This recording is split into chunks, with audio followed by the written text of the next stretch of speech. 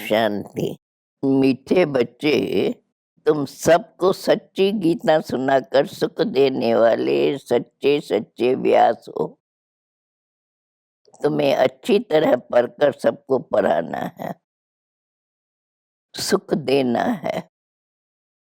प्रश्न: सबसे ऊंची मंजिल कौन सी है जिस पर पहुंचने का तुम पुरुषार्थ करती हो?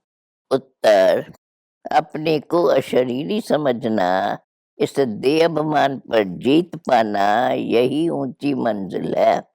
क्योंकि सबसे बड़ा दुश्मन है देहाभिमान। ऐसा पुरुषार्थ करना है जो अंत में बाप के सिवाय कोई याद न आए। शरीर छोड़ बाप के पास जाना है, यह शरीर भी याद न रहे, यही मेहनत करनी है। फिर गीत है, इस पाप की दुनिया से और कहीं ले चल। ओम शांति। जीवात्माएं या बच्चे समझते हैं दिल में कि अभी हमको बाबा कहाँ ले चलते हैं। बरोबर जहाँ से हम आए हैं वहाँ ही ले चलेंगे। फिर हमको पुण्यात्माओं की सृष्टि, जीवात्माओं की दुनिया में भेज देंगे। श्रेष्ठ और भ्रष्ट अक्षर निकले है, जरूर जीवात्माओं को ही कहेंगे। सुख व दुख जब शरीर में है तब ही भोगा जाता है। बच्चे जानते हैं कि अब बाबा आया हुआ है। बाबा का नाम सदा शिव है। हमारा नाम शालिग्राम है। शिव के मंदिर में शालिग्रामों की भी पूजा होती है। बाबा ने समझाया था, एक है रुद्र ज्ञान यज्ञ, दूसरा है रुद्र यज्ञ। उसमें खास बनारस के ब्राह्मणों पंडितों को बुलाते हैं रुद्र यज्ञ की पूजा के लिए। बनारस में ही शिव के रहने के अनेक मंदिर है। शिव काशी कहते हैं, असल नाम काशी का। फिर अंग्रेजों ने बनारस नाम रखा, वाराणसी नाम अभी रखा है। भक्ति मार्ग में आत्मा परमात्मा का ज्ञान तो है नहीं। पूजा दोनों की अलग अलग करते हैं। एक बड़ा शिवलिंग बनाते हैं, बाकी छोटे छोटे शालिग्राम अनेक बनाते हैं।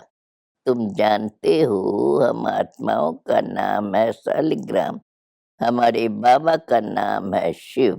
शालिग्राम सब एक साइज के बनाते हैं, तो बरोबर बाप और बेटे का संबंध है।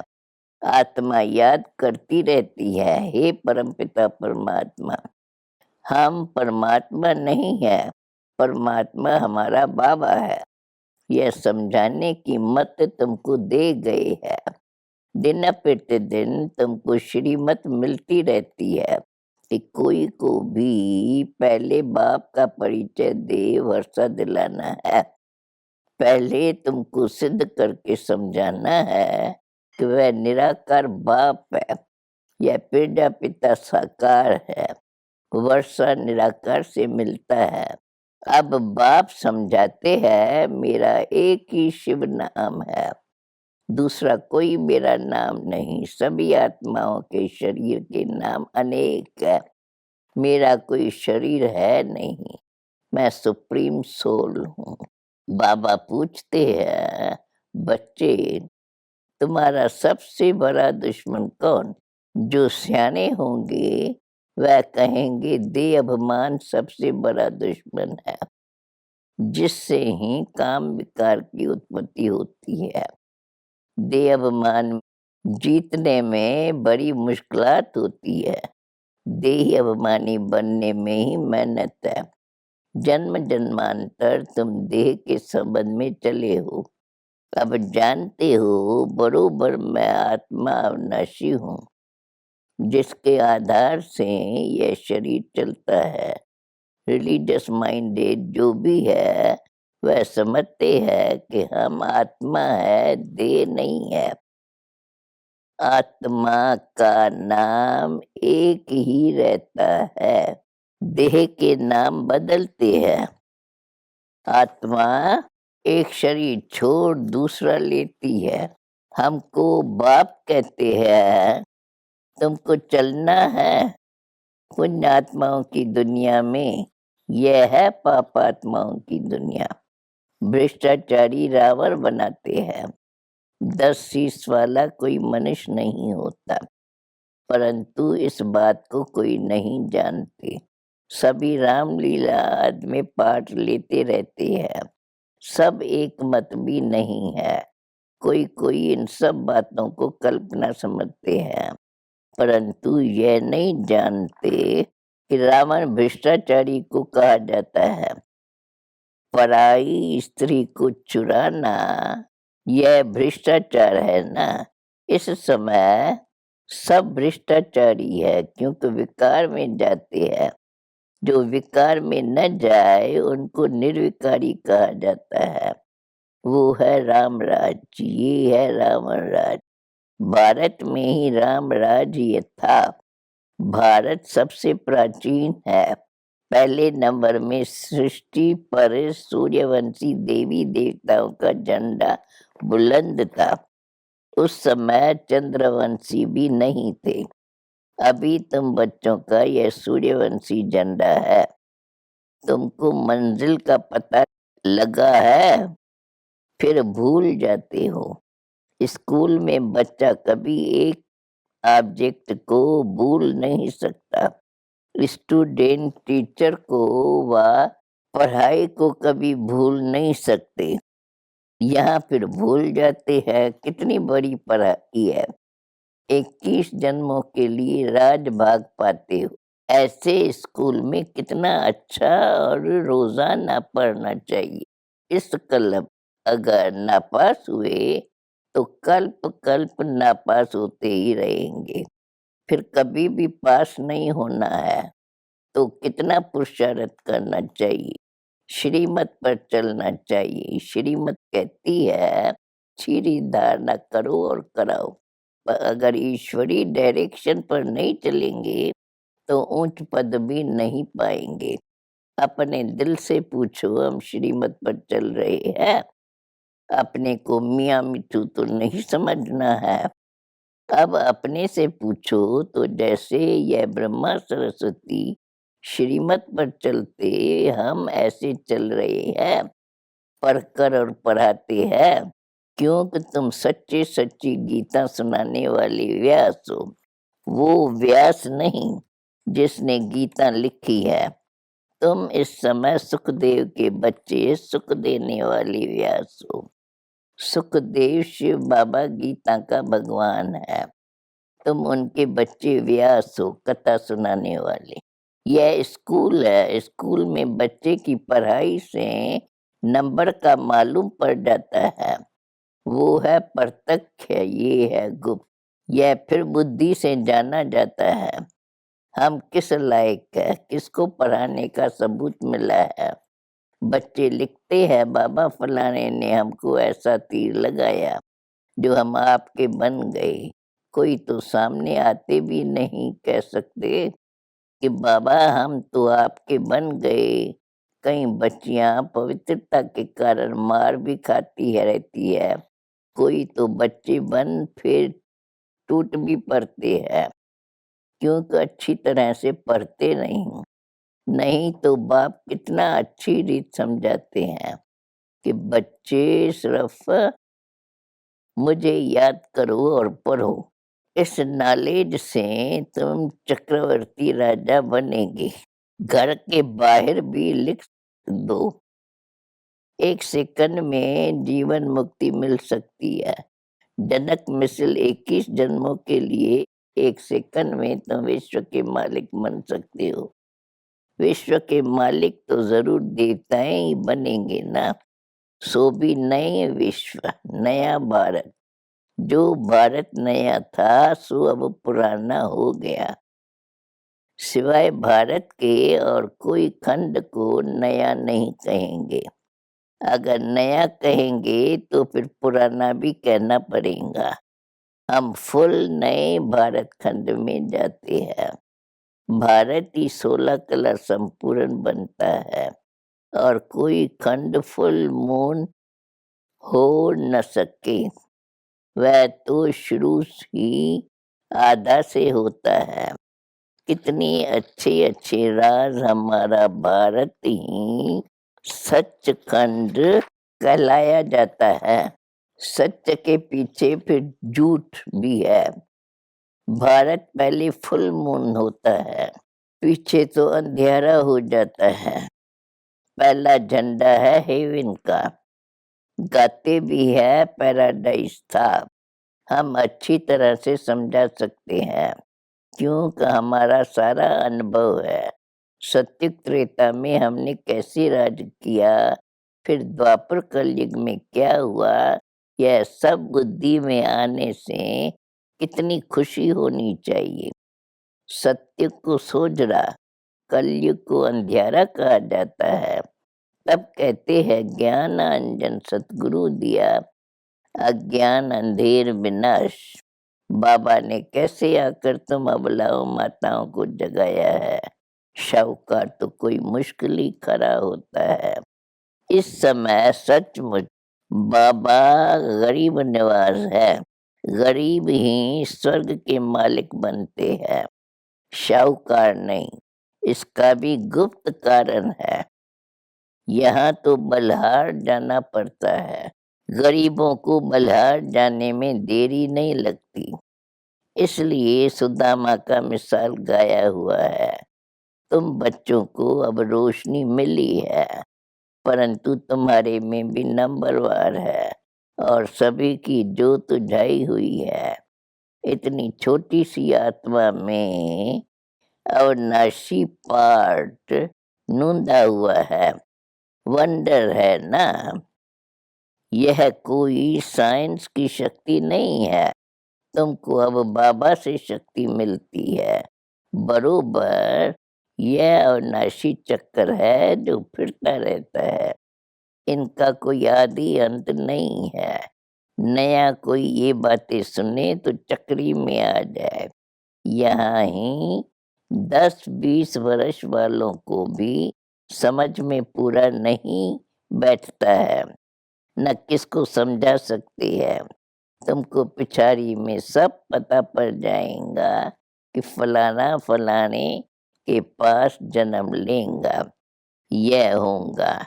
जो महावीर होंगे उन्हों को आगे चलकर सब साक्षात्कार होते रहेंगे। पिछाड़ी में तुमको सत्युग की झाड़ बहुत नजदीक दिखाई पड़ेंगे। महावीरों की ही माला है ना। पहले 8 महावीर, फिर है 108 महावीर।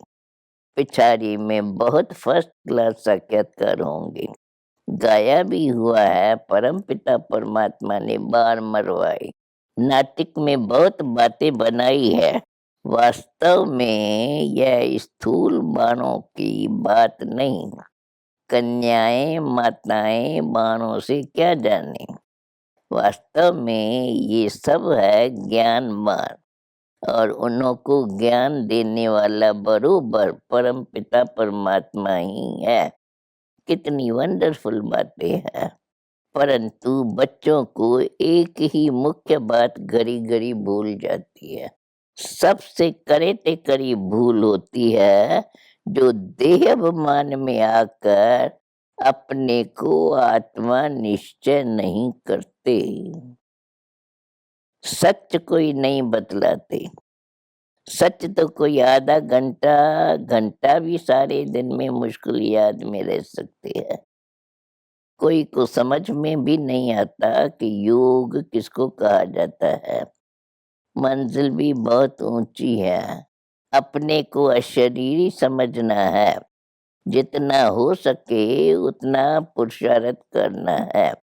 जो पिछाड़ी के समय कोई भी याद न पड़े। कोई तत्वज्ञानी ब्रह्मज्ञानी अच्छे होते हैं तो गद्दी पर बैठे बैठे समझते हैं हम तत्व में लीन हो जाएंगे। शरीर का भान नहीं रहता है। फिर जब उनका शरीर छूटता है तो आसपास सन्नाटा हो जाता है। समझते हैं कोई महान आत्मा ने शरीर छोड़ा है। तुम बच्चे याद में रहेंगे तो कितनी शांति फैलाएंगे। यह अनुभव उन्हों को होगा जो तुम्हारे कुल के होंगे। बाकी तो मच्छरों सदृश मरने वाले हैं। तुम्हारी प्रैक्टिस हो जाएंगी अशरीरी होने की। यह प्रैक्टिस तुम यहाँ ही करते हो। वहाँ सत्युग में तो आत्मा एक शरीर छोड़ दूसरा लेती है। यहाँ तो तुम जानते हो ये शरीर छोड़ बाबा के पास जाना है। परंतु पिछाड़ी में कोई याद न आए, शरीर ही याद न रहे तो बाकी क्या रहा। मेहनत है इसमें।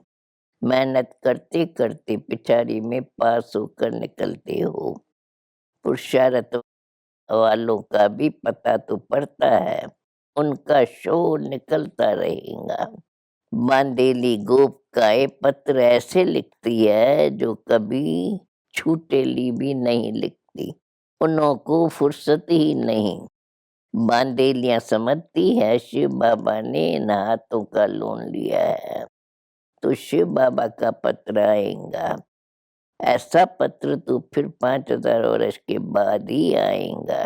क्यों नहीं बाबा को पत्र रोज लिखें। नैनों से काजल निकाल कर भी लिखे। ऐसी ऐसी ख्यालात आएंगी। और लिखते हैं बाबा मैं वही कल पहले वाली गोप का हूँ। हम आपसे मिलेंगे भी जरूर। वर्षा भी जरूर लेंगे। योग बल है तो अपने को बंधन से चुराते रहते हैं। फिर मोह भी किसमें न रहे। चतुराई से समझाना है। अपने को बचाना है तो निभाने के लिए बड़ी कोशिश करनी है। माताएं समझती है हम पति को भी साथ ले चले। हमारा फर्ज है उन्हों को समझाना। पवित्रता तो बहुत अच्छी है। बाबा खुद कहते हैं काम महाशत्रु है। उनको जीतो। मुझे याद करो तो मैं तुमको स्वर्ग का मालिक बनाऊंगा। ऐसे बच्चियां हैं जो पति को समझा कर ले आती है। बांदेलियों का भी पार्ट है। अबलाओं पर अत्याचार तो होते ही है। यह शास्त्रों में भी गायन है। कामेशु क्रोधेशु कोई नई बात नहीं है। तुमको तो 21 जन्मों का वर्षा मिलता है। इसलिए थोड़ा कुछ सहन तो करना ही पड़ता है।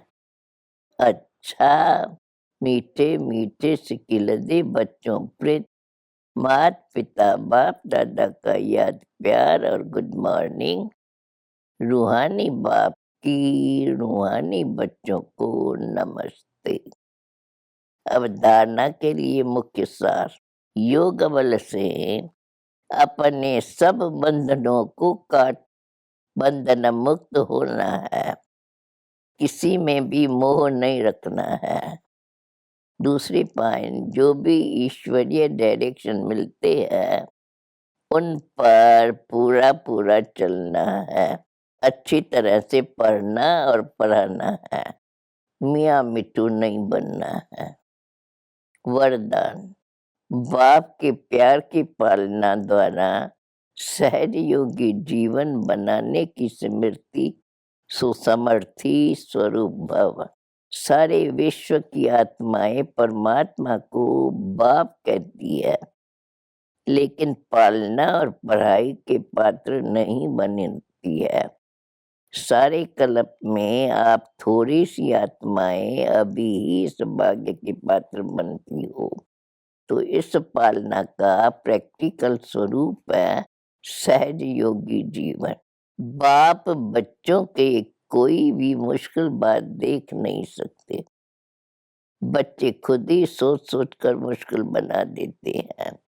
लेकिन स्मृति स्वरूप के संस्कारों को इमर्ज करो तो समर्थी आ जाएंगी। लास्ट में स्लोगन है सदा निश्चिंत स्थिति का अनुभव करना है तो आत्म चिंतन और परमात्म चिंतन करो। ओम शांति।